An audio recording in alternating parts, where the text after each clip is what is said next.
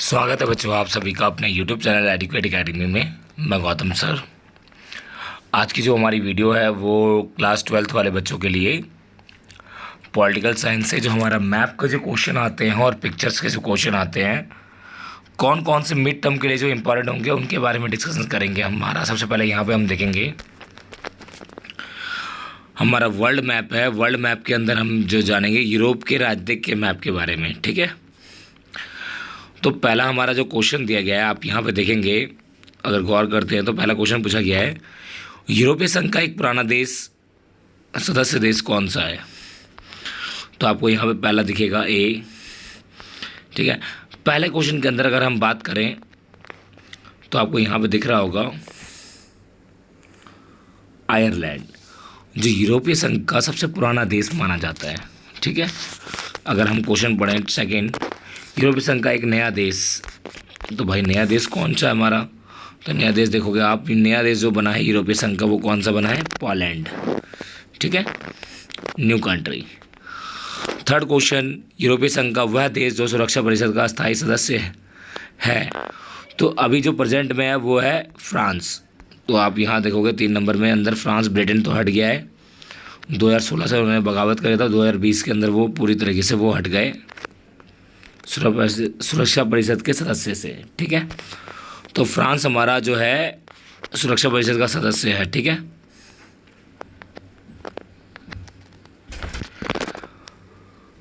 यहाँ पे आप नेक्स्ट क्वेश्चन देखेंगे जो हमारा है वह देश जिसने 2016 में जनमत संग्रह के पश्चात यूरोपीय संघ से अलग होने का निर्णय लिया।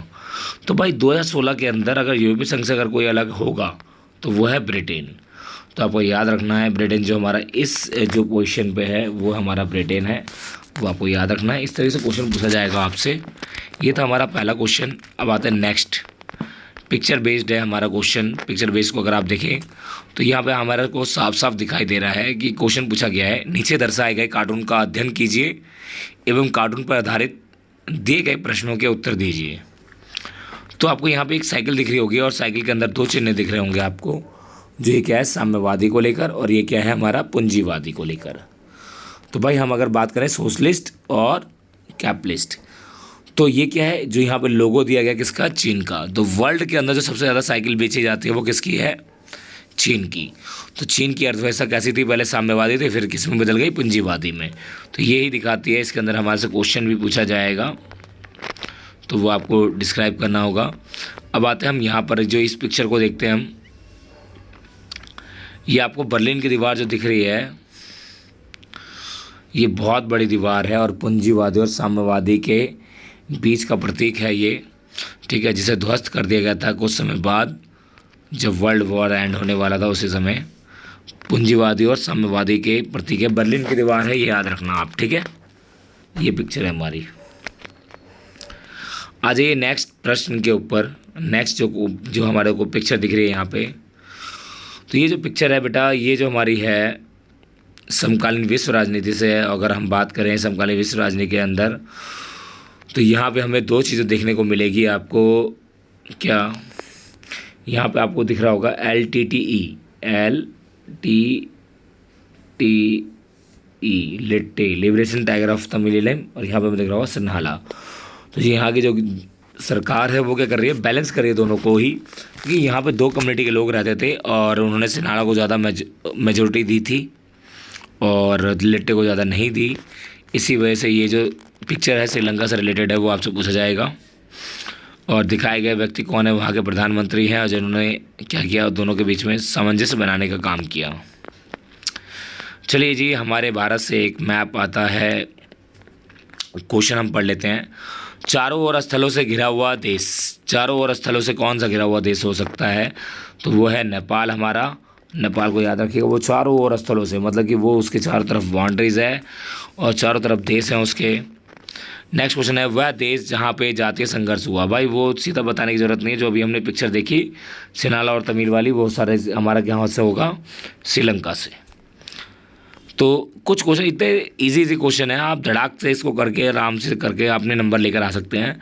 वह देश जहां आज़ादी के बाद अधिकांश समय सैनिक शासन रहा, तो भाई वो कौन सा शासन है, तो अगर हम बात करें भाई जो जहाँ पर सैन्य शासन रहा तो वो है पाकिस्तान। बेनजीर भुट्टो, आपने जुल्फ़िकार अली भुट्टो, याहिया खान, और आपने अलग अलग जो शासन के नाम सुने होंगे।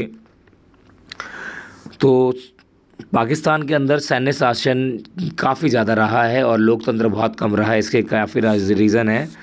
वहाँ पे धर्मगुरुओं का, भूस्वामियों का और जो हमारा सैनिक शासन का ज़्यादा प्रभुत्व रहा है, इसीलिए वो ज़्यादातर वहाँ पे कभी भी लोकतांत्रिक सरकार आई नहीं।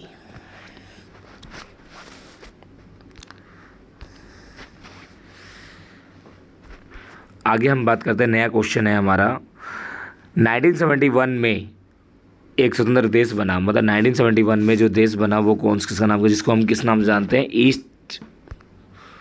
ईस्ट पाकिस्तान के नाम से, जो अभी प्रेजेंट टाइम में किस नाम से बन गया है,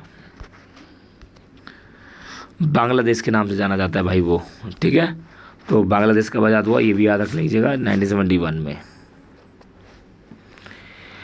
आते हैं हम कुछ संयुक्त राष्ट्र संघ के विभिन्न अंग हैं और उसको भी आपको याद रख लेना बहुत ज़रूरी है। अगर मैं आपको बताऊं तो ये हमारे पॉइंट ऑफ व्यू से बहुत ज़्यादा इम्पोर्टेंट है।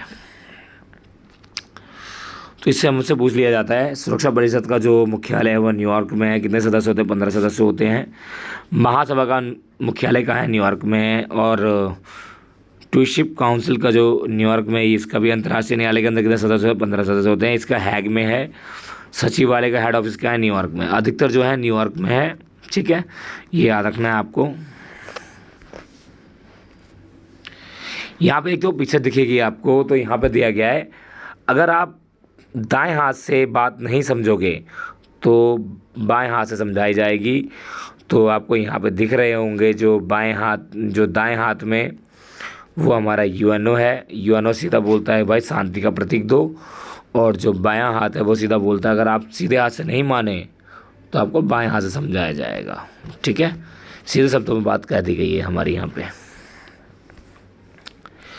आप यहाँ पे पिक्चर देखिएगा और पिक्चर को देखने के बाद आपको समझ में आएगा कि ये जो पिक्चर है, प्राकृतिक आपदाएं और आतंकवाद, तो ये किसकी ओर इशारा कर रही है, न्यू ट्रेंड्स ऑफ थ्रेट्स, मतलब सुरक्षा के नए जो खतरे हैं वो कौन से हैं, प्राकृतिक और एक आतंकवाद, जो सुरक्षा के नए खतरे हैं जो आए दिन किसी ना किसी देश को सताते रहते हैं।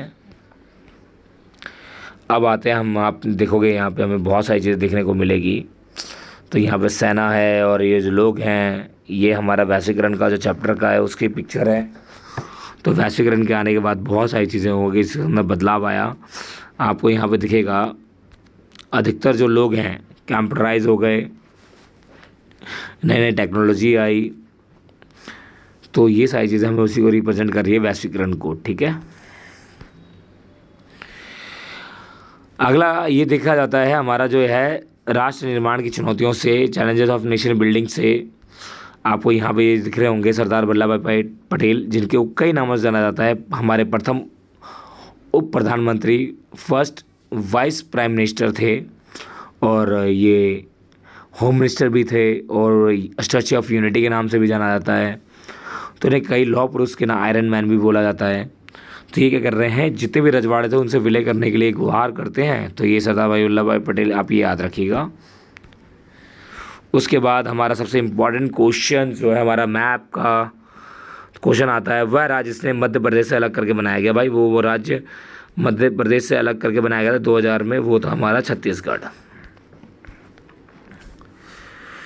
स्वतंत्र भारत में साम्यवादी सरकार द्वारा शासित पहला राज्य, भाई पहला राज्य कौन सा था, तो पहला राज्य अगर आपको बात कर दिया जाए तो वो था भाई, जाके अगर हम बात करें केरला की, किसकी, केरला ही हमारा क्या था, पहला राज्य था।